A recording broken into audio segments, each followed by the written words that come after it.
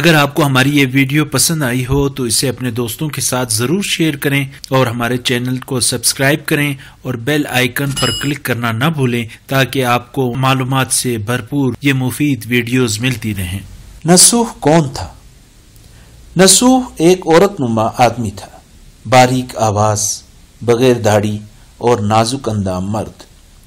وہ اپنی ظاہری شکل و صورت سے فائدہ اٹھاتے ہوئے زنانہ حمام میں عورتوں کا مساج کرتا تھا۔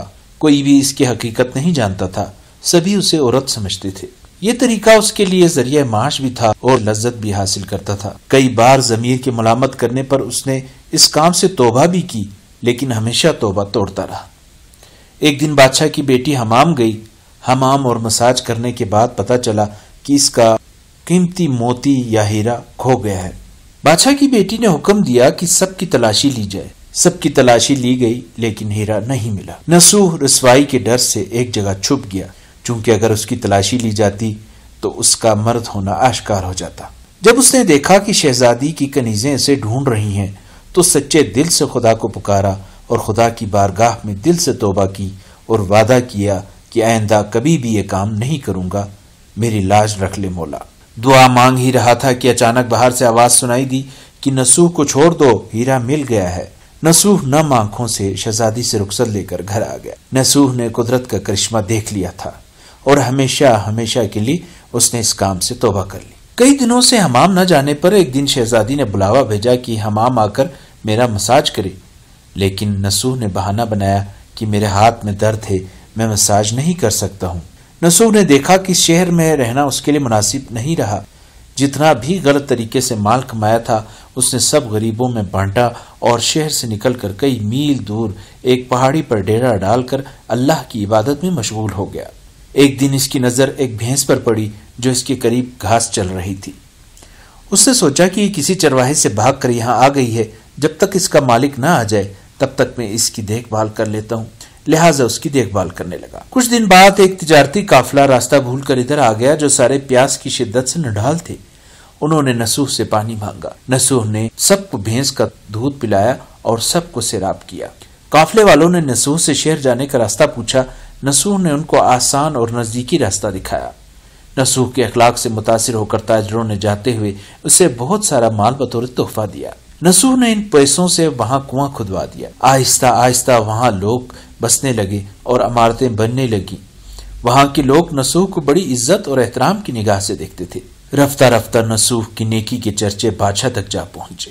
بادشاہ کے دل میں نصوح سے ملنے کا اشتیاق پیدا ہوا۔ اس نے نصوح کو پیغام بھیجا کہ بادشاہ آپ سے ملنا چاہتے ہیں، مہربانی کر کے دربار تشریف لے آئیں۔ جب نصوح کو بادشاہ کا پیغام ملا تو اس نے ملنے سے انکار کر دیا اور معذرت چاہی کہ مجھے بہت سارے کام ہیں، میں نہیں آ سکتا۔ بادشاہ کو بہت تعجب ہوا، مگر اس کی بے نیازی کو دیکھ کر ملنے کی طلب اور بڑھ گئی۔ بادشاہ نے کہا اگر نصوح نہیں آ سکتے تو ہم خود اس کے پاس جائیں گے۔